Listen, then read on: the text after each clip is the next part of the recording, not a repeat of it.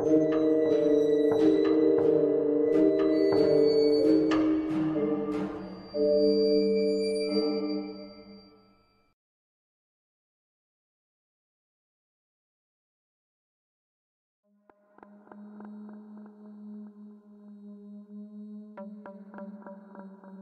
dari DM salah satu akun yang merasa bahwa pabrik gula yang saya ceritakan di tweet-tweet saya sebelumnya menyerupai tempat tinggalnya semasa kanak-kanak, membuat saya cukup terkejut karena saya sudah mencoba mengaburkan semua clue. Sedikit shock karena akhirnya ada yang tahu. Dari salam pembuka akhirnya kita saling sharing cerita dan dia menceritakan ini, membuat saya teringat dengan anak kecil yang pernah hadir di dalam hidup saya. Kaget. Ternyata bukan cuma saya yang pernah melihat bocah setan ini. Sampai hari ini, saya tidak akan pernah lupa. Tidak akan pernah lupa wajah bocah biadab ini, terutama saat menyeringai, lalu berkata, "Melo aku hae, akeh kancane nang kono. Ikut aku saja, banyak temannya di situ." Yang merujuk pada kolam pembuangan limbah. Kadang dunia begitu sempit.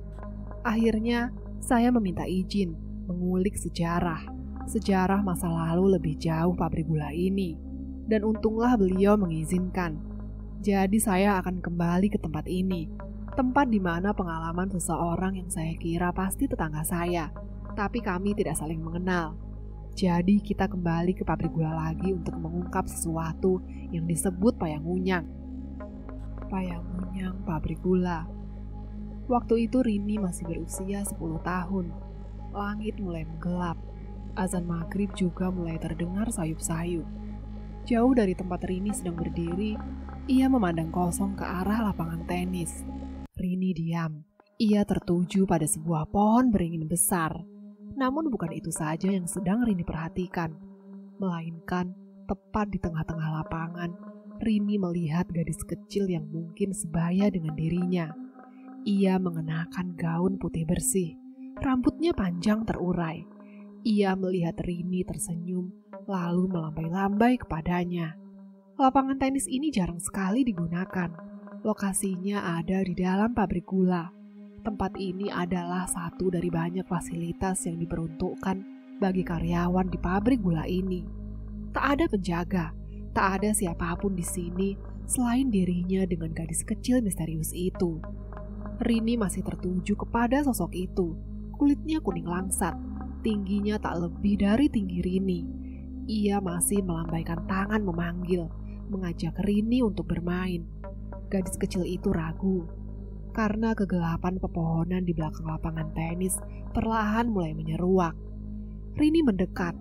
Ia berjalan di jalan setapak penuh kerikil kecil. Ia masih melihat gadis itu tersenyum, menungguinya. Tinggal beberapa meter lagi Rini sampai. Namun sesaat sebelum Rini sampai di pintu kawat lapangan tenis, sesuatu menarik dirinya. Rini terkesiap. "Dok, kue kate nang endi? Gak krungu azan tah? Dok, kamu mau kemana? Gak denger suara azan ya?" Rini melihat ibu, menarik tangannya, membawanya menjauh dari lapangan tenis. Rini mencoba menjelaskan, namun nampaknya ibu tak butuh penjelasan. Ia menarik Rini, terus menjauh. Sesaat sebelum ia benar-benar menjauh, Rini menyempatkan untuk melihat gadis kecil itu. Ia ingin mengatakan kepada ibu, ada anak lain yang belum pulang. Namun pemandangan itu tidak akan pernah Rini lupakan seumur hidup, karena gadis kecil misterius itu tengah merangkul kepalanya. Bapak sedang membuat kopi. Ibu ada di sampingnya, mengambil lauk dan nasi. Rini masih duduk diam. Ia memandang kosong meja makan di depannya. Rini meyakinkan dirinya, apa yang baru saja dia lihat, apakah hal yang nyata. Kepala gadis itu dirangkul, sementara tangannya masih melambai-lambai. "Pak, ojo lali nggawa sentolope yo. Pak, jangan lupa bawa senternya ya," kata ibu. Bapak tersenyum mengangguk. Malam ini bapak bekerja shift malam. Ia salah satu karyawan yang sudah lama bekerja di pabrik gula ini. Karena masa kerja bapak, Rini sekeluarga mendapatkan salah satu fasilitas yang diberikan pabrik gula ini, yaitu tempat tinggal. Rini sekeluarga mendapat tempat tinggal di sebuah rumah tak jauh dari gerbang selatan. Orang-orang memanggil tempat ini dengan perumahan Belanda, karena lokasi ini dulu bekas rumah orang-orang Belanda. Awalnya bapak tak mau menerima pemberian fasilitas ini, namun lambat laun ekonomi semakin sulit. Untuk berhemat, akhirnya bapak menerima. Sebenarnya, untuk karyawan biasa seperti bapak, tak diperbolehkan tinggal di perumahan Belanda, karena tempat ini khusus untuk supervisor ke atas. Tapi karena rumah dinas biasa sudah penuh diambil oleh karyawan lain, bapak akhirnya ditawari untuk menempati salah satu dari 10 rumah Belanda. Ada hal aneh yang pernah Rini dengar saat bapak bicara dengan ibu. Katanya, teman-teman bapak sempat melarang dan lebih baik mencari kontrakan lain, tapi tak dijelaskan apa masalahnya. Bapak sendiri saat bicara dengan ibu, raut wajahnya sedikit khawatir. Namun ibu meyakinkan bahwa tak ada yang perlu ditakutkan dari tempat ini. Bapak akhirnya mengangguk. Toh rumah ini jauh lebih besar dari yang dibayangkan. Awalnya Rini juga tidak mengerti. Untuk anak seusianya, ia sudah bisa mencium hal ganjil. Salah satunya adalah melihat besar rumah dan segala tetek bengek perabotan di dalamnya. Seharusnya banyak karyawan yang ingin tinggal di sini, bahkan sekelas supervisor sekalipun. Tapi anehnya, 10 rumah Belanda yang tersedia hanya Rini sekeluarga dan seorang lagi karyawan tak dikenal yang tinggal di blok barat. Cukup jauh dari rumahnya. Selebihnya, rumah ini dibiarkan kosong. Hal ini cukup mengganggu bagi dirinya. Apa alasan rumah ini tak diterima? Rumah ini memiliki 3 kamar berukuran besar, dengan 1 basement atas dengan anak tangga kayu. Selebihnya adalah ruang tamu dan dapur yang dipisahkan oleh koridor panjang. Selain itu, ada halaman belakang yang dipenuhi tanaman-tanaman buah, seperti jambu biji dan lain sebagainya. Banyak benda-benda lama, seperti kursi tamu yang terbuat dari anyaman bambu dan kayu jati dengan ukiran-ukiran. Juga foto-foto tua, lengkap dengan banyak wajah dari orang-orang Belanda, serta lukisan-lukisan yang nyaris membuat bulu kuduk berdiri saat memandanginya. Semua benda itu adalah properti milik pabrik yang tidak boleh diambil tanpa seizin. Karena salah satu peninggalan lama saat pabrik gula ini masih di bawah naungan bangsa Belanda. Terkadang, Rini merasa terganggu saat ia duduk di ruang tamu. Foto-foto itu seperti sedang memandanginya. Tak kalah dari foto-foto tua, ada lukisan-lukisan yang cukup menarik perhatian Rini. Seorang gadis Bali sedang menari yang ada di kamar miliknya. Juga lukisan seorang kakek tua memegang cerutu rokok dengan merangkul ayam jago. Lukisan ini terlihat lebih tua dari foto-foto itu. Malam ini Rini merasa aneh, seperti ada yang mengawasinya, namun tidak tahu apa itu. Ia hanya termangu memandang ke arah pintu putih dengan kaca. Rini berselonjor di atas ubin yang dingin. Di hadapannya terdapat buku pelajaran. Rini masih memandang kosong ke arah kaca yang menunjuk pada pemandangan halaman rumah saat sekilas kain putih terlihat melintas, melayang. Rini terkejut, namun suara ibu yang muncul dari belakang mengalihkan perhatiannya. "Rini sinau ya? Ayo ibu bantu." Rini terdiam. Ia tak tahu apa yang baru saja ia lihat. Ibu yang menyadari gelagat aneh pada wajah anaknya lantas berdiri, lalu membuka pintu.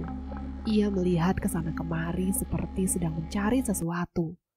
Tak lama ibu pergi ke dapur, lalu kembali dan menebar sesuatu seperti garam. Kemudian ibu membawa Rini masuk ke kamar. Setelahnya ibu tak mengatakan apa-apa. Ia membantu Rini, mengajarinya dengan telaten sampai anak itu benar-benar tertidur. Ada seorang wanita sedang menari, berlenggak-lenggok dengan rambut hitam panjang.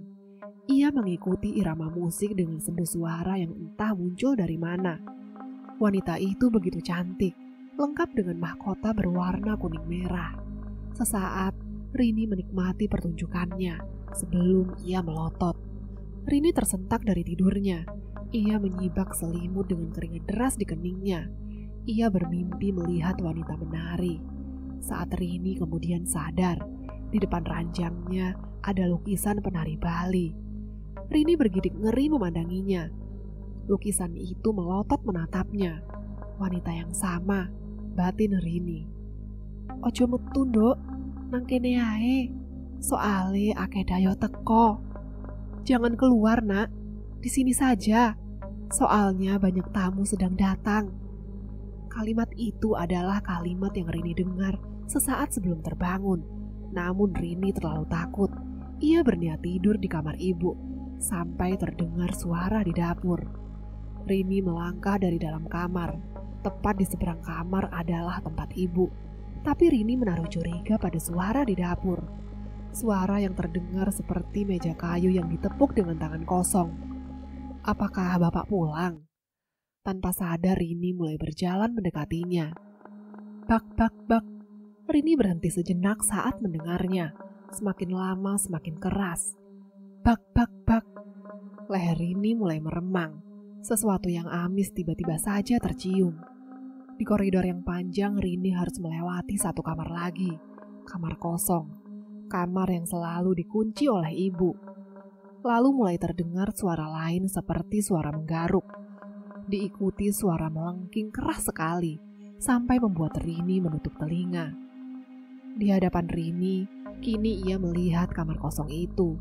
Anehnya, malam ini daun pintu di kamar itu sedikit terbuka. Ibu lupa menguncinya. Dari celah pintu Rini tak bisa melihat apa-apa, selain kegelapan total. Rini menarik gagang pintu, lalu menutupnya. Tetapi entah benar atau tidak, sesaat Rini seperti mendengar suara. Pelan sekali, namun Rini yakin ia mendengarnya dari balik pintu ini. Rini terdiam. Ia ragu, apakah harus membuka pintu itu sebelum... Bak! Suara itu lagi. Tapi kali ini Rini merasa yakin kalau ini adalah suara terkeras yang pernah ia dengar. Sehingga tanpa sadar, Rini langsung berlari menuju ke dapur. Namun anehnya, Rini tak menemukan siapapun di sana. Rini memutari meja makan, mencoba mencari sumber suara. Namun ia tak menemukan apapun. Tak ada hal ganjil yang mencurigakan. Lalu, dari mana sumber suara itu berasal? Saat Rini lalu melihat sesuatu, sebuah bercak merah tua di bagian tepi. Rini mencium aroma amis itu dari sana. Rini berniat pergi, saat tiba-tiba suara itu terdengar lagi. Rini berhenti. Ia diam, lalu memandang ke arah anak tangga kayu yang menuju ke loteng. Rupanya suara itu berasal dari sana. Rini menapak anak tangga. Saat dari koridor, pintu kamar kosong terbuka dengan sendirinya. Rini masih diam. Ia tertuju pada celah gelap saat pintu ditarik. Rini mulai penasaran, namun ia bingung. Apakah harus ke loteng terlebih dahulu, ataukah harus ke kamar kosong itu? Setelah menunggu dan tak ada apapun, Rini akhirnya berjalan menuju ke loteng. Sebelum Rini mendengar suara perempuan berteriak-teriak dalam bahasa yang sama, terus-menerus. Lalu diikuti barang-barang di dapur berhamburan jatuh, menimbulkan suara yang begitu keras. Hingga dari koridor ibu melangkah keluar, memandang ke arah Rini dengan sorot mata bingung. Ibu menarik tangan Rini, menjauhkannya dari tangga kayu sebelum mulai membersihkan barang-barang yang berjatuhan sendirian. Wajah ibu tak bisa ditebak. Rini mencoba menjelaskan bahwa bukan dirinya yang membuat semua ini berantakan. Namun ibu hanya diam saja. Setelahnya, ia membawa Rini pergi meninggalkan dapur. Saat berjalan di koridor menuju kamar, Rini melihat kamar kosong itu sudah tertutup dengan sendirinya. Aneh, Rini tidak mengerti apa yang sebenarnya terjadi di tempat ini. Pagi hari di dalam kamar, ibu menceritakan hal ini kepada bapak. Rini hanya bisa mendengarnya dari balik pintu. Rini ingin menjelaskan semua, namun ibu seperti tak ingin membicarakan apapun tentang hal ini. Di atas sepeda kumbang, Rini sudah dibonceng ibu. Bapak melambaikan tangan saat tepat di atas loteng dari kaca jendela yang masih menggunakan gaya klause. Seperti kaca jendela di dalam gereja, Rini melihat sepasang mata mengawasinya yang berlalu pergi. Sore ini bapak sudah melepas lukisan penari Bali, membawanya ke atas loteng setelah Rini memohon-mohon. Ibu sebenarnya menolak hal ini, namun Rini menantang. Kalau lukisan itu tak dilepas, ia mau pindah ke kamar kosong. Hal ini membuat ibu akhirnya pasrah. Namun ada yang aneh pada sikap ibu, di mana saat Rini mengatakan ia lebih baik pindah ke kamar kosong itu bila lukisan penari ini tidak dilepas, wajah ibu terlihat kaget. Ia seperti menyembunyikan sesuatu, tapi ibu tetap tak mau mengatakannya. Malam ini, setelah makan malam, Rini langsung menuju kamar, bersiap untuk tidur. Tak ada lagi lukisan penari Bali di hadapannya. Satu hal yang membuat dirinya bisa tidur nyenyak malam ini. Sebelum tiba-tiba dari belakang terdengar pintu almari tua dengan ukiran-ukiran itu terbuka. Rini melihat sosok tangan kecil bersembunyi di balik tumpukan kain. Warna kulitnya putih pucat, tak seperti warna sawo matang. Rini melangkahkan satu kaki turun dari ranjang. Saat tiba-tiba sesuatu menarik kakinya ke bawah ranjang, membuat wajah gadis itu menghantam lantai tekel. Dua anak kecil lalu berlari berhamburan. Satu keluar dari dalam almari, satu dari bawah ranjang. Mereka tertawa cekikikan pergi keluar pintu, meninggalkan Rini yang mulutnya berlumuran darah. Satu gigi depannya tanggal. Rini menjerit, menangis keras-keras. Tapi anehnya tak ada yang datang. Tubuh Rini kesakitan. Wajahnya masih terasa sakit. Sembari menangis, Rini keluar dari kamar. Tapi ibu maupun bapak tak ada yang mendekat. Lalu dari ruang tamu, terdengar seseorang sedang bersenandung lagu campur sari. Rini mendekati sumber suara tempat seorang lelaki tua sedang merokok. Lelaki tua itu berhenti bersenandung saat Rini berdiri menatapnya. Lelaki yang tidak diketahui siapa itu memalingkan wajah, menatap ke jendela melalui kursi kayu. Satu kakinya terangkat, seperti orang-orang tua pada umumnya. Di meja terdapat segelas kopi dengan asap mengepul. Rasa sakit yang Rini rasakan berubah menjadi rasa penasaran. Siapa orang ini? Apakah teman bapak? Batin Rini, sembari mengawasi. Tak lama lelaki tua itu lalu tertawa kencang. "Ra usah wedi ambek aku. Sing mbok wedeni iku kudune londo nang mburimu kuwi. Tak perlu takut denganku, karena yang seharusnya kau takuti itu Belanda yang berada di belakangmu itu." Rini menjerit. Di belakangnya berdiri seorang wanita menggunakan gaun kuno. Tinggi, berkulit putih pucat, dengan rambut kuning berbercak merah. Setengah wajahnya berlubang. Ia menyeringai kepada Rini yang berjalan mundur.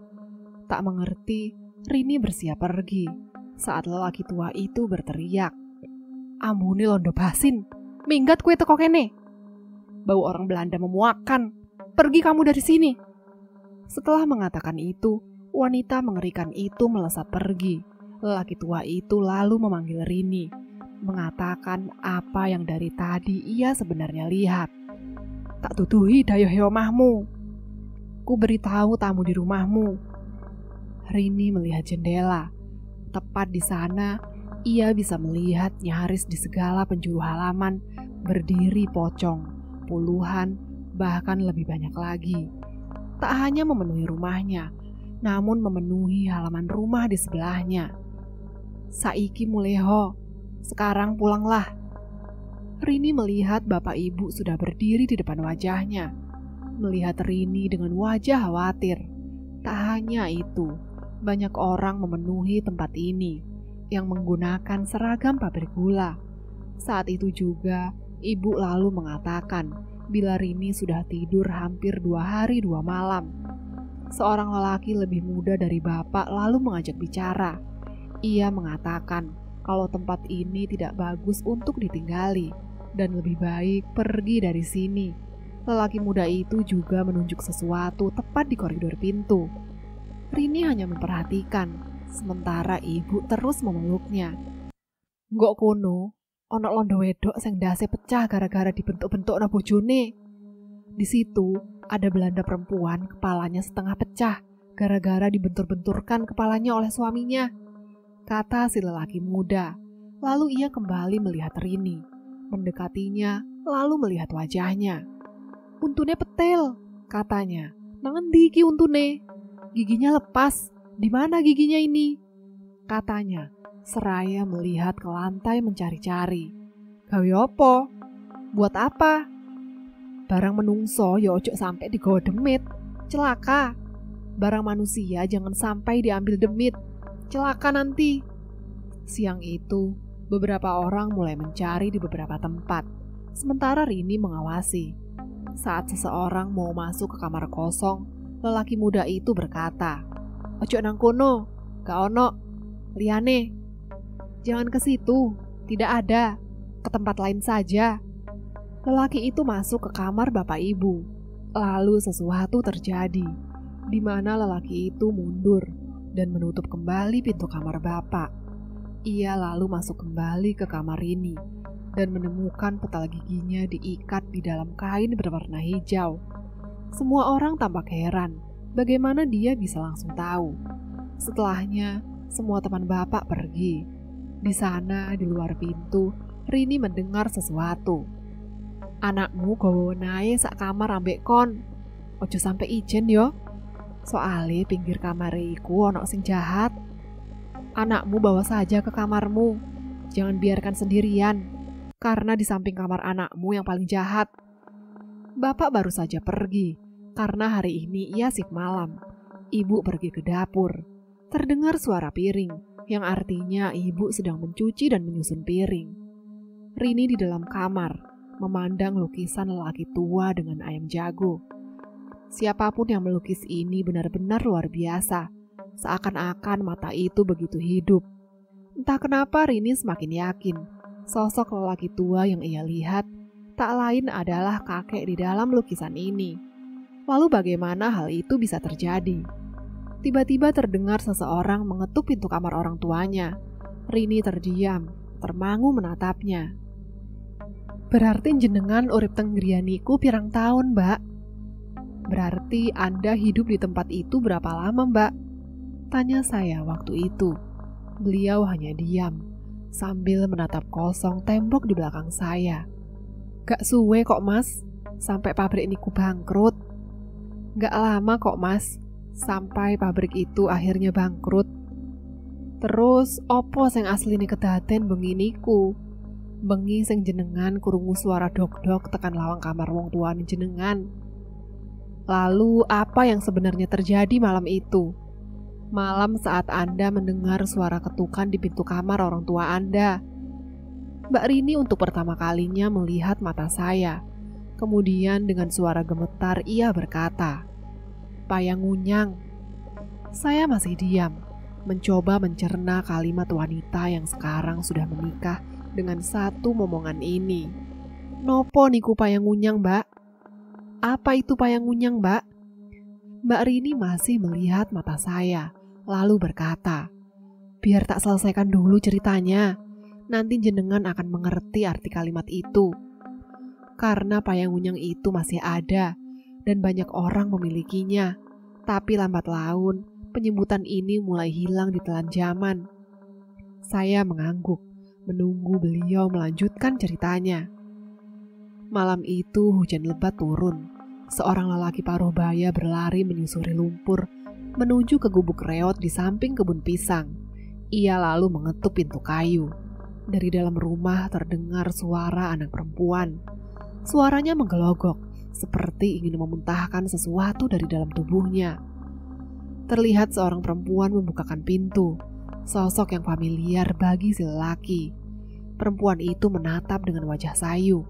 Tanpa membuang waktu, si lelaki bergegas masuk sembari bertanya, "Ya opo Bu Rini? Ono kemajuan? Bagaimana Bu Rini? Ada kemajuan?" Si perempuan menggeleng. Lelaki itu menyusuri ruangan yang tidak terlalu besar, lalu masuk ke dalam kamar. Di sana ada seorang wanita tua renta. Tubuhnya bungkuk, melihat Rini dengan sorot mata menghibah. Sementara Rini, anak kecil ini sedang duduk bertelanjang dada dengan tubuh ditutupi oleh kain sarung. Sedari tadi ia terus memuntahkan makanan dari dalam isi perutnya. Mbok Ipah, perempuan yang dikenal sebagai tukang pijit panggilan di kampung ini, yang pertama kali menawarkan diri akan membantu Rini keluar dari masalah ini. Masalah saat kejadian di malam itu, ketika Rini melihat Payangunyang, membuat gadis kecil ini tak berdaya hingga terjadi seperti ini. "Dok," panggil Mbok Ipah pada Ibu Rini. "Jupukno lengo bakung nang mburi. Mbok tak mijeti gulune Rini meneh. Ambilkan minyak bakung di belakang. Mbok mau memijit leher Rini lagi." Setelah menerima minyak itu, Mbok Ipah melumuri jari-jari tangannya, lalu mulai memijit Rini. Gadis itu masih diam, hanya dapat melotot, tak bisa bicara. Orang mengatakan Rini sawan. Namun apa yang dilihat oleh gadis kecil ini? Bagaimana ia bisa menjadi seperti ini? Hal itu yang membuat bapak ibu serta Mbok Ipah penasaran. Selama memijat leher Rini, Mbok Ipah merasa tidak enak badan. Ia berkali-kali menggelogoh memegang mulutnya. Ia merasa mual. Selain itu, apa yang ia lakukan terasa tak disukai oleh sesuatu yang sedari tadi dicari oleh beliau. "Dok, rungokno si Mbok, ana apa? Apa sing mbok delok bengi iku?" "Nak, dengarkan suara si Mbok. Ada apa? Apa yang kamu lihat malam itu?" Rini menoleh, melotot melihat Mbok Ipah. Mulutnya ingin bicara, namun tak ada suara yang keluar. Tak lama, muntahan kembali keluar dari dalam mulut. Mbok Ipah tidak menyerah. Ia terus memijit leher hingga punggung, sampai akhirnya Mbok Ipah menyadari sesuatu. Mbok Ipah lantas menyuruh Rini membuka mulut. Di sana, ia melihatnya. Mbok Ipah meninggalkan Rini untuk berbicara dengan kedua orang tuanya. Rini hanya bisa diam, melihat. Untune sakjane wis tanggal, tapi kok isi ono. Ra mungkin iso tukul cepet ngene. Giginya seharusnya sudah tanggal, tapi kok masih ada. Tidak mungkin bisa tumbuh secepat ini. Rini masih membuka mulut. "Dok, untumu iki oleh simbok cabut ya?" "Dok, gigimu boleh simbok cabut." Rini mengangguk. Ia tidak mengerti apa hubungannya dengan gigi di dalam mulutnya. Namun gadis kecil itu hanya bisa pasrah. Simbok juga berkata, "Iki pasti loro, mangkane aku njaluk tulung wong tuamu nyekel. Ini akan sangat sakit, makanya aku minta kedua orang tuamu memegangi." Ibu dan bapak lalu duduk di samping Rini, menahan tangan, kaki serta tubuhnya. Sementara Mbok Ipah meminta Rini untuk tak menutup mulutnya. Saat wanita tua itu mulai menarik dengan tangan kecil yang terlihat seperti tulang terbungkus kulit tipis. Namun meski begitu, tenaga wanita tua ini tak dapat diremehkan. Karena begitu ia menariknya, tubuh Rini mengejang. Kedua orang tuanya berusaha keras menahan saat kepala Rini seperti dihantam begitu keras. Rini ingin berteriak. Tubuhnya tak kuat menahan rasa sakit nyeri seperti ini. Namun ia berusaha sekuat tenaga. Sampai akhirnya Mbok Ipah bisa menarik satu gigi yang membuat Rini terus-menerus memuntahkan darah. Gadis itu lalu menangis. Suaranya kembali. Sesaat sebelum akhirnya ia menceritakan kejadian malam itu saat Rini menemukan sepucuk paku yang dibeluri oleh gimbal rambut. Malam itu Rini mendengar seseorang mengetuk pintu kamar orang tuanya. Padahal bapak shift malam, sedangkan ibu berada di dapur. Rini yang penasaran berjalan mendekat ke pintu, membukanya. Sesaat, ia melihat seseorang berlari masuk ke kamar kosong, diikuti suara tertawa dari anak-anak. Rini yang sejak pertama kali datang ke rumah ini penasaran dengan isi kamar kosong itu, lalu mendekat. Dari arah dapur, Rini bisa mendengar dentingan antara suara piring. Mungkin ibu yang melakukannya. Gadis kecil itu menyentuh handle pintu, mendorongnya. Di sana, di kamar itu, ia masuk. Saat itu kegelapan menyelimuti kamar kosong itu. Rini mencari saklar setelah dia menutup pintu. Ia tak mau ibu sampai tahu bahwa dirinya ada di dalam ruangan ini. Meraba-raba dari sisi tembok, Rini mencari-cari. Saklar seharusnya ada di sisi samping pintu, namun Rini tak kunjung menemukannya. Tapi Rini yang bersifat keras kepala tak mau menyerah. Ia masih berjalan perlahan-lahan, sembari meraba-raba, sampai akhirnya ia merasakan sesuatu yang terasa dingin. Rini tercekat, merasakan dirinya seperti bersentuhan dengan jari tangan manusia. Rini menemukan saklar saat lampu di dalam kamar akhirnya menyala terang. Tapi di dalam kamar kosong itu, Rini tak menemukan apapun selain benda-benda tua berserakan yang kebanyakan ditutupi oleh kain berwarna putih, termasuk ranjang tua berdebu yang dibalut dengan tirai transparan. Aroma debu begitu menyengat. Rini mencoba melihat sekeliling. Ia berjalan menyusuri lantai di sisi ranjang kosong itu, yang tanpa sadar jari kakinya menabrak sesuatu yang langsung berdenyit bergerak-gerak. Rini membuka benda apa yang ada di balik kain ini saat dirinya menemukan kursi goyang untuk anak-anak. Kayunya sudah tua, namun masih terlihat kuat. Rini merasa tempat ini seperti hidup, badannya menggigil. Di ujung sebuah meja tua, Rini menemukan kotak korek lama dengan kotak besar panjang. Tak seperti korek pada umumnya, nampaknya korek ini adalah peninggalan lama yang tak pernah tersentuh oleh siapapun. Rini menyimpulkan bahwa kamar ini memang belum pernah dimasuki oleh siapapun. Lantas kenapa? Pertanyaan itu terus-menerus muncul di dalam kepalanya. Rini membuka kotak korek. Di dalamnya batang korek terlihat masih banyak. Sesaat ketika Rini mendengar sesuatu mengetuk di balik almari tua kayu jati dengan ukiran khas Jawa, Rini mendengar suara anak perempuan menangis. Saat itu, tiba-tiba lampu di dalam kamar mendadak mati. Rini yang gelagapan lantas beringsut, mencoba berjalan menuju saklar. Tapi anehnya, Rini tak dapat menyalakan, meski ia sudah menekan saklar itu berkali-kali. Rini tersentak ketika dia merasakan sesuatu mengenakan pakaian putih melayang melintasi punggungnya. Rini merasa ia tak sendiri. Suasana di dalam kamar mendadak menjadi dingin, sunyi, senyap.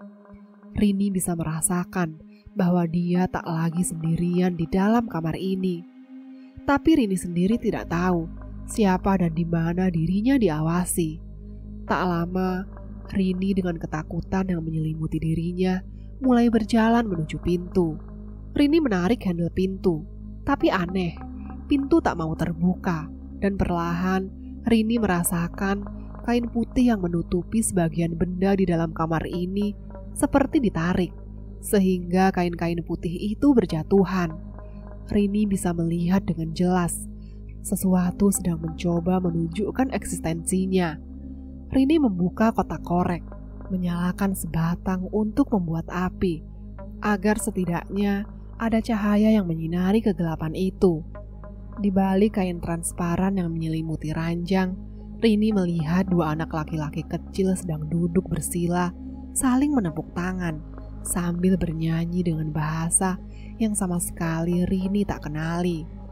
Mereka terlihat begitu riang. Rini yang mulai gemetar ketakutan mencoba melihat lebih dekat. Ia menyusuri lantai, memutari ranjang sampai ke sisi lain. Namun lagi-lagi keanehan terjadi, karena dua anak kecil yang sempat Rini lihat menghilang. Tiba-tiba dari belakang terdengar suara almari terbuka.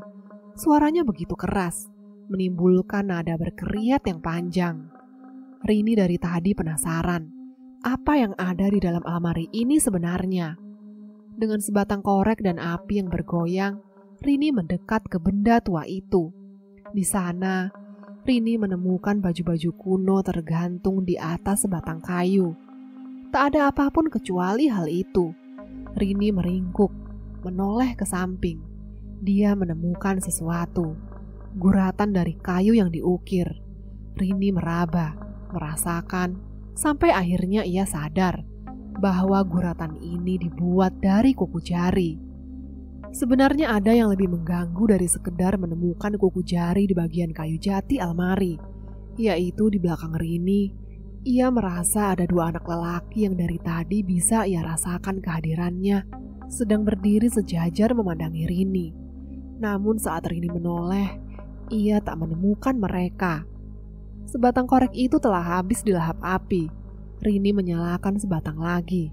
Saat meringkuk, merangkak, berjalan di sudut almari di bawah beberapa gantungan baju. Sebelum sesuatu tiba-tiba berhembus, Rini bisa merasakan sesuatu meniup batang korek api miliknya. Rini menyalakan sebatang korek lagi.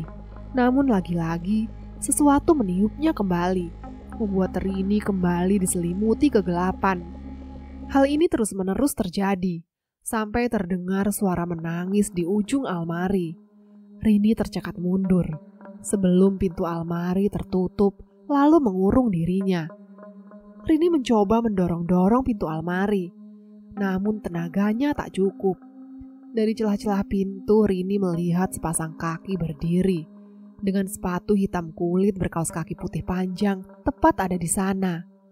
Tak beberapa lama wajah anak lelaki menunduk, melihat wajah Rini tanpa bola mata. Rini terseok melangkah mundur. Ia menjauh dari celah almari. Tanpa ia sadari, ia merangkak sampai di ujung dan menemukan sesuatu. Sebuah paku yang menancap di bagian dalam almari terbungkus oleh sesuatu yang berserabut, menyerupai potongan rambut panjang. Rini mengambil benda itu. Saat itulah Rini baru saja menyadari ada yang sedang duduk meringkuk tepat di belakangnya. Rini menoleh. Ia tak bisa mundur. Lalu dengan keberanian yang tinggal tak seberapa, ia menyalakan sebatang korek. Dan disitulah Rini melihat seorang gadis Belanda dengan separuh kepala terpotong. Sosok itu menggelinjang, melotot melihat Rini yang kepalang takut. Tak lama ia lalu merangkak mundur. Saat itu Rini menyadari bahwa sosok itu seperti ingin menunjukkan sesuatu. Rini terlihat bingung. Apakah ia harus mengikuti atau selesai sampai di sini? Rini melangkah keluar dari dalam almari. Ia melihat sosok itu baru saja melintas keluar dari dalam kamar. Pintu itu adalah pintu yang dari tadi tak dapat dibuka oleh Rini. Ia mengikuti. Dengan selangkah demi selangkah, Rini merasa asing. Rumah ini sama, tapi terasa berbeda. Sebuah jam tua terpajang di dekat sekat antara dapur dan lorong. Sesuatu yang tak Rini lihat saat tinggal di rumah ini. Sebelum Rini melewati benda tua namun terawat itu, ia dikejutkan oleh jeritan memekikkan telinga dari arah dapur, tempat seharusnya ibu berada. Rini tergopoh berlari mencari tahu, namun dirinya dibuat mematung saat melihat seorang lelaki tinggi putih pucat sedang mencengkeram leher seorang wanita dan anak perempuan dari belakang tempat mereka duduk, membenturkan wajah mereka ke atas piring yang dipenuhi oleh makanan. Lelaki asing itu berbicara menyentak dengan kalimat yang tak Rini mengerti. Sementara di depannya, sepasang anak kembar sedang duduk melahap makanan dari garpu di tangannya. Rini terseok, tak mengerti sama sekali. Tak beberapa lama, teriak riuh terdengar dari luar rumah. Riuh suara dari orang yang sama sekali tak tahu dari mana datangnya. Wanita itu lalu mencoba melepaskan cengkeraman si lelaki tinggi, sebelum lelaki itu menghantamkan kepala wanita itu di sudut meja yang dibuat dari bahan kayu jati itu, menghantam tepat batok kepalanya. Si anak perempuan lari terseok-seok. Ia masuk ke dalam kamar. Sebelum Rini tahu apa yang terjadi, matanya terpaku melihat ke arah dua anak kembar, tempat di mana si lelaki jangkung itu memiting kepalanya, lalu mengejar menuju ke kamar kosong. Saat itu, wajah Rini tercekat karena si lelaki jangkung lalu melihat ke arahnya. Dobrakan pintu, si lelaki jangkung melesat masuk dengan memikul senapan laras panjang. Ia lalu meringkuk menendang-nendang pintu almari, tempat di mana Rini yakin anak perempuan itu bersembunyi. Tak mau menyerah dengan tenaga manusia dewasa, ia berhasil membuka paksa, lalu merongrong. Terdengar suara hantaman benda keras dan jeritan memekikkan. Rini tak melihat langsung kejadian itu, namun ia bisa mendengar tangisan memilukan, teriakan penyiksaan sebelum si lelaki jangkung keluar. Ia sekarang menuju ke atap rumah. Rini terseok ketakutan, namun ia masih merasa penasaran. Di ujung bagian atap, tempat gudang lama rumah ini berada, si lelaki jangkung berteriak di sana, menunjuk-nunjuk apa yang ada di bawahnya dengan bahasa yang aneh, sebelum menembak kepalanya sendiri. Rini mendekat, dan ia bisa melihat kerumunan orang. Semuanya nyaris tanpa kepala. Rini bergerak mundur sebelum menabrak sesuatu, dan ia melihat seorang perempuan dengan gaun Bali memeluk dirinya. Mbok Ipah mengangguk, lalu meminta 2 lukisan itu, si penari Bali dan kakek dengan ayam jago. Namun bapak menolak, karena bagi dirinya ada hubungan sesuatu yang tak bisa ia jawab dengan lukisan ayam jago. Saat itulah Mbok Ipah menjelaskan tentang payang ngunyang. Payang ngunyang adalah suatu benda mati yang diikuti atau dirasuki oleh jin sejenisnya. Ia mendekam, mengawasi, dan hidup di sana. Lukisan itu memiliki sejarahnya. Ia mengintai keluarga ini. Namun yang lebih mengerikan adalah rumah itu adalah payang ngunyang bagi orang Belanda yang tinggal di sana sebelumnya. Kejadian ini akan berulang-ulang terjadi. Apalagi bagi manusia yang tidak sadar akan hal ini, ia akan terus diganggu, terus dipertontonkan pada sesuatu yang bila akal sehat tak bisa menerimanya, bisa membuat gila seperti apa yang hampir saja terjadi pada Rini. Mbaknya kroson delok niku opo ya opo mbak? Mbaknya benar-benar merasa melihat hal itu atau bagaimana mbak? Tanya saya pada Mbak Rini. Ia tampak berpikir bingung. Apakah ia melihat dalam lamunan? Apakah kejadian itu terjadi sebelumnya? Namun Mbak Rini kemudian bersumpah. Ia melihat rentetan itu di depan kedua matanya sendiri. Saya hanya diam, lalu setuju untuk membagikan cerita ini. Saya sendiri dulu pernah mendengar bahwa tahun sebelum kemerdekaan, orang-orang pribumi pernah menyerbu tempat pabrik gula ini, berbekal membawa arit atau sabit, pacul, dan benda-benda lain untuk mengusir orang-orang Belanda. Namun cerita itu hanya diceritakan turun-temurun.